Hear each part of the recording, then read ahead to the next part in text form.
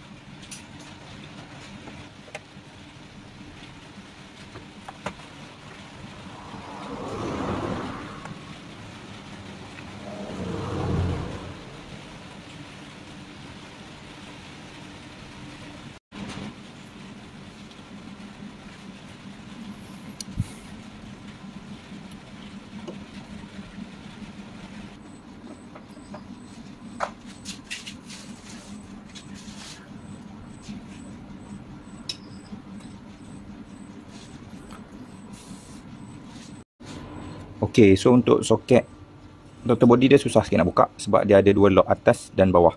So yang ni yang atas. Okey, nampak? Okey, yang ni belah bawah. Okey, yang ni yang belah bawah.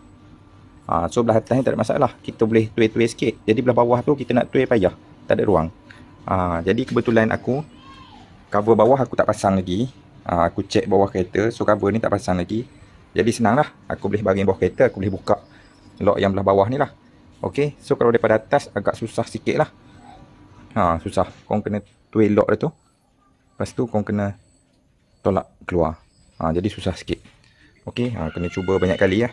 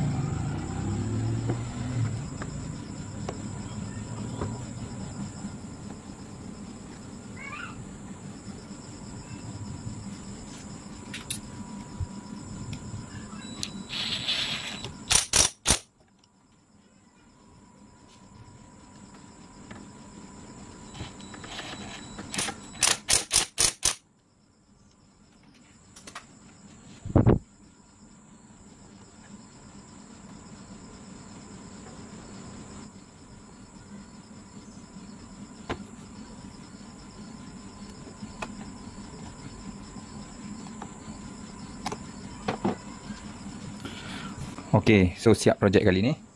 Service throttle body Hyundai Tucson iX35 second generation. Okay, kod dia LM. Okay, jadi sedikit perkongsian. Dia punya throttle body ni dia jalan coolant lah. Dia jalan coolant. Dia macam kereta Wira 1.6. Okay, dia jalan coolant. So, korang kena jaga coolant lah. Jangan sampai berkarat. Jangan guna air paip ke, air biasa ke. Korang kena isi coolant. Okay, sebab throttle body dia jalan coolant.